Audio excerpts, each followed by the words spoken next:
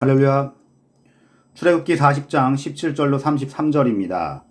둘째의 첫째 달 곧 그 달 초하루에 성막을 세우니라. 모세가 성막을 세우되 그 받침들을 놓고 그 널판들을 세우고 그 띠를 띄우고 그 기둥들을 세우고 또 성막 위에 막을 펴고 그 위에 덮개를 덮으니 여호와께서 모세에게 명령하신 대로 되니라. 그는 또 증거판을 개 속에 넣고 채를 개에 깨고 속죄소를 개 위에 두고 또 그 개를 성막에 들여놓고 가리개의 시장을 늘어뜨려 그 증거개를 가리니 여호와께서 모세에게 명령하신 대로 되니라.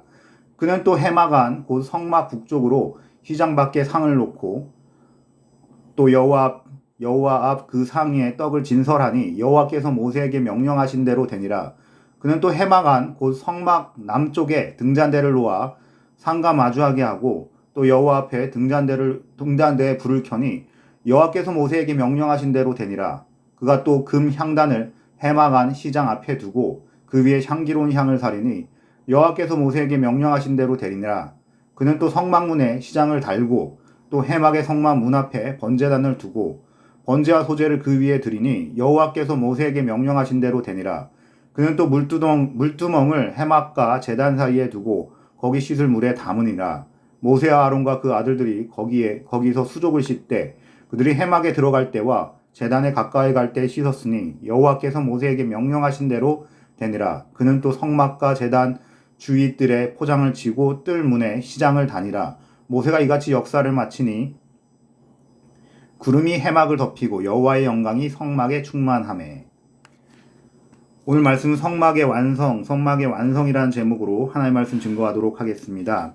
이스라엘 백성들은 성막 건축을 시작한 지 약 5달 만에 성막을 완성했습니다. 성막 건축자들은 이를 매우 신속히 잘 처리했습니다. 그 공사에는 수 놓는 일, 금은과 보석을 세공하는 일 등 정교한 일이 상당히 많았고 따라서 시간이 걸리는 일이었음에도 불구하고 그들은 비교적 짧은 시간 안에 성막의 모든 역사를 준공하게 되었습니다. 그 모든 역사의 공통적이고 분명한 전제가 하나 있습니다. 그것은 바로 여호와께서 모세에게 명하신 대로 라는 것입니다. 이것이야말로 성막과 관계된 모든 일에 목적과 계획을 포함하고 있는 말입니다. 성막은 거룩하신 하나님께서 이스라엘 백성과 함께 거하시기 위해 강림하시는 곳입니다. 그 성막을 위하여 하나님께서 친히 모세를 통하여 모든 역사를 명령하신 것입니다. 또한 성막의 모든 기구들은 동시에 완성된 것이 아니라 각각 완성되었습니다. 그럼에도 불구하고 성막의 모든 역사가 무사히 준공된 것은 어느 한 부분의 일도 결코 중단됨이 없이 끝까지 완수하였기 때문입니다. 이와 같이 하나님의 사업은 결코 중단되어서는 안 됩니다. 작은 일 하나라도 중단된다면 전체의 일이 완성되지 않기 때문입니다. 이제 완성된 성막의 목적과 성막의 성물들이 진열되는 과정, 그리고 끝으로 대제사장이 성막에 들어가게 된 장면을 살펴보며 하나님이 우리에게 주시는 메시지에 귀를 기울이고자 합니다. 첫째로 성막은 여호와의 영광을 위해 세워졌습니다.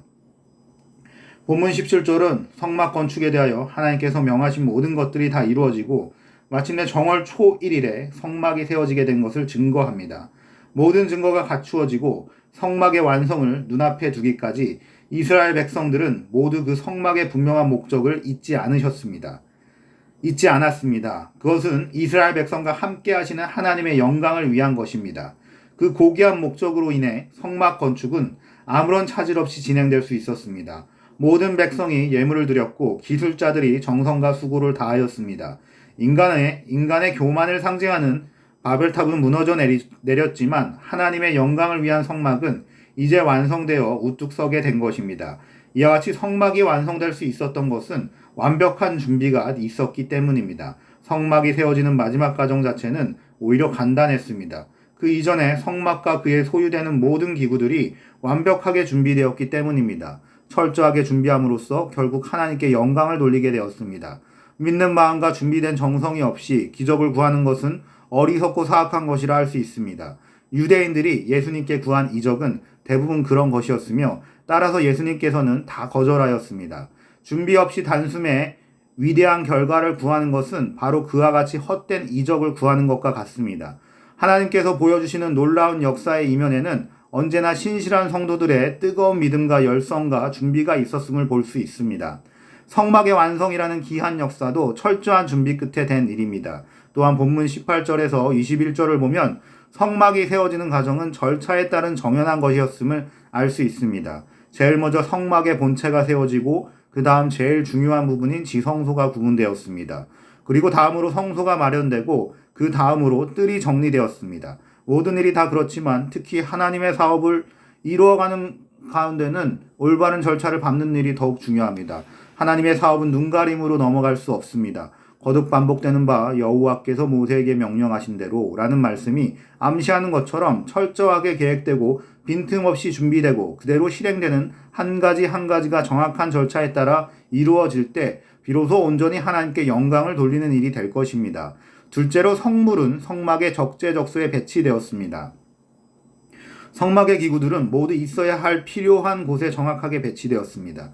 하나님의 지시에 따라서 그것들을 잘 배치되었고 완벽한 질서를 이루었습니다. 하나님을 위하여 쓰임받는 모든 성물이나 일꾼들은 그 필요한 재능과 능력에 따라 알맞게 배치되어야 합니다.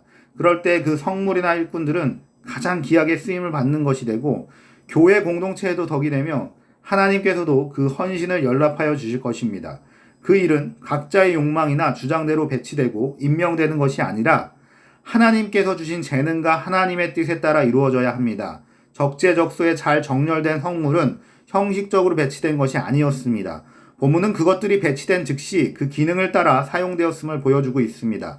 진설병은 상의에 진설되었고 등대 위에 놓인 등잔대는 불이 켜졌고 향단에는 향이 살라졌습니다. 하나님께 소명을 받아 직분을 맡은 이는 그것이 어떤 자리이든 그 자리를 형식적으로 지키고만 있어서는 안 됩니다. 자기에게 맡겨진 직분에 대해 최선을 다하여 행하고 할 수 있는 한 최대의 노력을 기울여야 합니다. 이것이 살아있는 신앙입니다. 죽어있는 신앙이 아니라 살아 생동하는 신앙이 되어야 합니다. 본분을 다하지 못하는 이는 마침내 게으른 종으로 단죄를 받을 것입니다. 그러나 충성스러운 종은 달란트를 결코 땅에 묻어두지 아니하고 수고의 열매를 거둡니다. 한편 잘 정렬된 성물들을 보면 참으로 하나님을 기쁘시게 할 만한 배려와 정성과 질서를 느낄 수 있습니다. 잘 정렬됨으로써 성물들은 하나님께 온전히 바쳐지게 됩니다. 이로써 그 성물들은 더욱 가치를 바라게 된 것입니다. 성물의 정렬은 단순히 기계적인 정확함으로 된 것이 아니라 하나님이 모세에게 명하신 대로 되었습니다.